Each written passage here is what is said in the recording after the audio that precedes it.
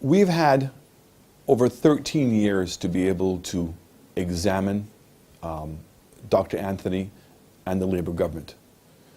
10 years previously, and now 3 years most recently. What is very telling, particularly in the last 3 years, is that the economy has contracted every single year.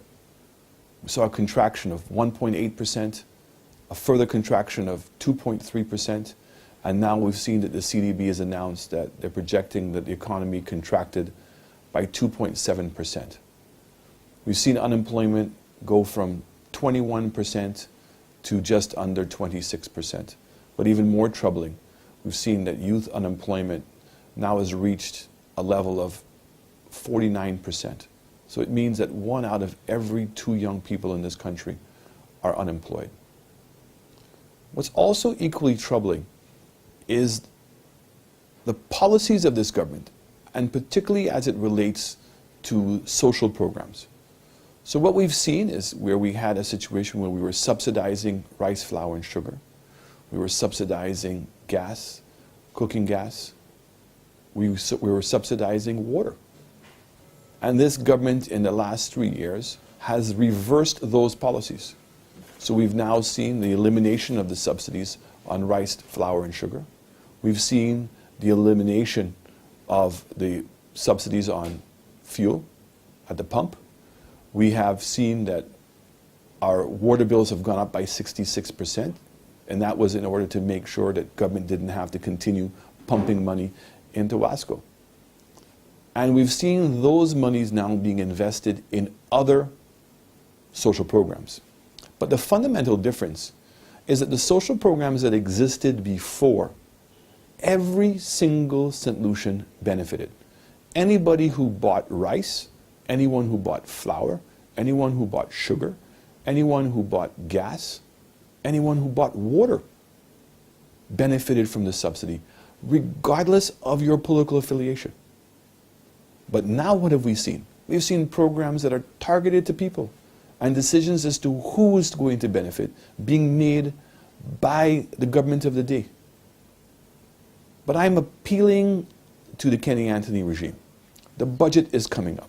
We need to see a reversal in some of these policies because the situation has become severe, chronic. You have a situation where we are seeing an increase in unemployment. It means that households that had some income have none. The simple thing of paying an electricity bill or paying a water bill has become difficult for many. Men and women who've invested their life savings into buying a minivan, a small business, a car, a small home, who have now lost the ability to sustain themselves, and given the lack of any social net, are now seeing their life dreams perish before their very eyes. I can't imagine how it must feel to a father who has saved money to invest in a minivan, to invest in a small shop, to diversify his income, and now to find out that he's lost his job and he can't even pay the mortgage on his businesses. He can't pay for the financing on his businesses. This is what people are being asked to face. And I've said it, and I'm going to say it again. Particularly hard hit are the pensioners of this country who have no ability of increasing their income. Unskilled workers who have now recently lost their job and can't find a job in this environment, and who are starting to quickly realize that there is no other income coming in for them. And handicapped people who have either gotten a stroke, who have lost their eyesight, who can't walk, have had an amputation, who they themselves now cannot find a job and realizing that they have no further income.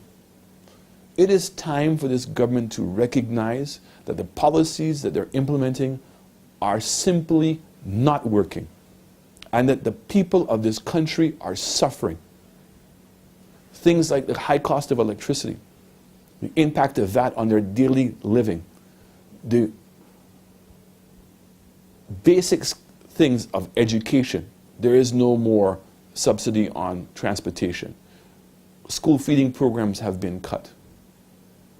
The quality of health care in our country are all having a combined impact to destroy the fabric of our country. That is how critical things have become.